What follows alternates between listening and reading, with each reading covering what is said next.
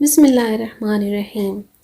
رات آدھی سے زیادہ بیت چکی تھی، مگر درد تھا کہ کم ہونے کی بجائے بڑھتا ہی جا رہا تھا۔ اس کا شوہر بے بسی کی تصویر بنا سرہانے لگا کھڑا تھا۔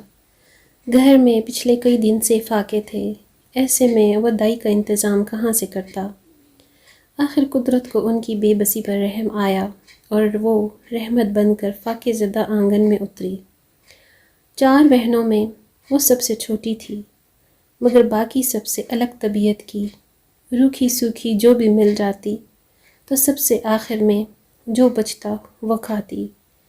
فاقے ہوتے تو صبر کرتی، نہ کبھی شکوہ، نہ دوسری بہنوں کی طرح کوئی فرمائش۔ لیکن لگتا تھا آزمائشوں نے انہیں مزید آزمانے کے لیے کمر کس لی ہے۔ ابھی 4 سال کی ہی تھی کہ والد چل بسا۔ رہی سہی کسر شہر میں پڑھنے والے قحط نے نکال دی۔ ماں نے جب یہ حالات دیکھے تو ایک دن چاروں کو لے کر ایک قافلے کے ساتھ شہر چھوڑ کر چل پڑی۔ رات کے پچھلے پہر لٹیروں نے قافلے پر حملہ کر دیا۔ ہر طرف بھگدڑ مچ گئی۔ لٹیروں نے مال اسباب کے ساتھ اسے بھی پکڑا اور عراق کے ایک امیر کے ہاں فروخت کر دیا۔ اب وہ دن بھر سخت مشقت کرتی، ماریں کھاتی، لیکن رات ہوتے ہی قید خانے کو اپنے سجدوں سے منور کرتی۔ جوں جوں جوان ہوتی گئی، اس کے سجدے طویل تر ہوتے گئے، جسم لاغر مگر روح مضبوط ہوتی گئی۔ ایک رات امیر دیر سے لوٹا تو اسے کوٹھری سے ہچکیوں اور سسکیوں کی آواز سنائی دی۔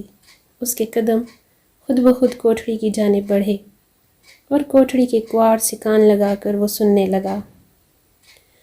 وہ سسکیوں میں ایک ہی جملہ دہرائی جا رہی تھی،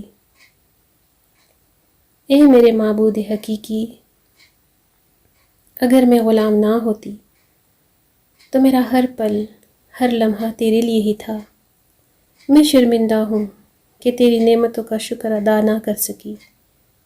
بس تو اپنے فضل و کرم سے میری یہ کوتاہی معاف فرما۔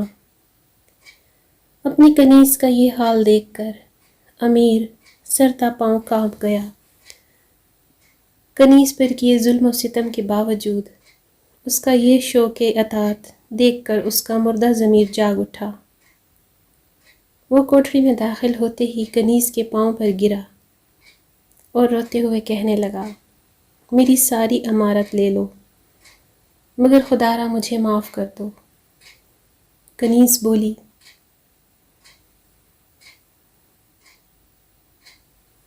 مجھے کچھ نہیں چاہیے، میں نے اپنے مالک حقیقی کی خاطر آپ کو معاف کیا۔ آپ مجھے آزاد کر دیں تاکہ میں اپنے معبود کو راضی کر سکوں۔